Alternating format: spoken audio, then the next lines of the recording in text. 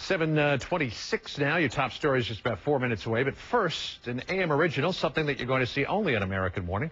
The number of women giving birth by cesarean is on the rise. It's estimated that 1 in 3 moms have a C-section these days, but often the Pricey procedure is done out of convenience rather than to avoid complications.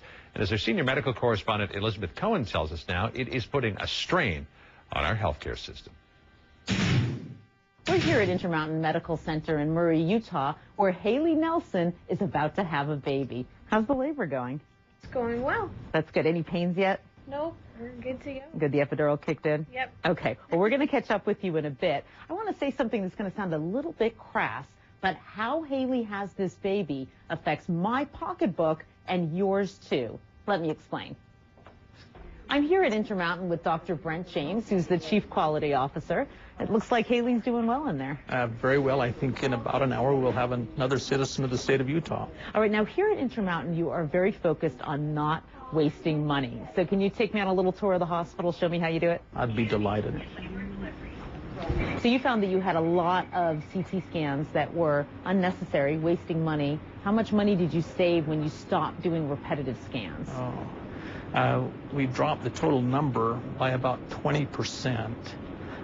It would have been measured in the tens of millions of dollars.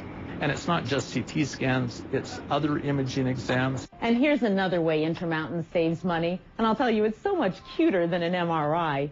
Here at this hospital, 2 out of every 10 babies are born via cesarean section. However, the national average at hospitals around the country is that 3 out of every 10 babies are born by C-section.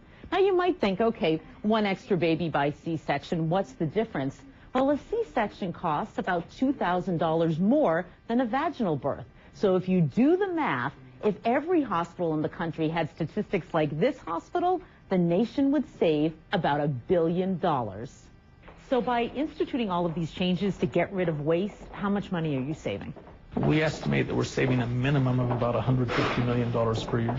That's a lot of money, so why can't all hospitals do this? Frankly, they can. I gotta tell you, it makes me a little bit nervous when I hear that hospitals are trying to save money, because I want you to spend money on me when I'm sick. So you're saving all this money, but are you delivering good care? It turns out that in almost all circumstances, better care is cheaper care. How could better care be cheaper care? Well, you avoid the complications, so you don't have to pay for the complication. We have a great way of saying it: the best patient outcome at the lowest necessary cost. Okay, so Dr. James, I'm going to go check on Haley now. Wonderful. So congratulations, Haley. Thank you. She's beautiful. Thank you. I think so too. So she was not born by C-section. No. So she saved everyone a little bit of money, huh? Yeah. It's a good way to look at it, huh? So Elizabeth is the chief quality officer there, said they're looking at that particular hospital for the best possible outcome at the lowest possible cost. Seems like a common sense solution, so why aren't more hospitals doing it?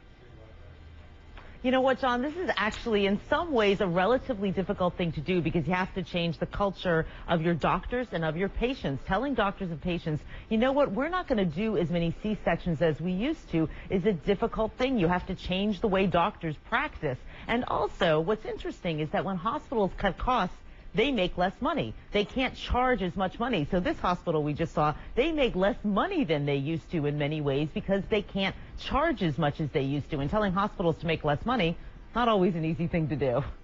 We're thinking about just that very thing, that every time you don't do a CAT scan, you're taking money out of your own pocket. But they do seem willing to do it. That's right.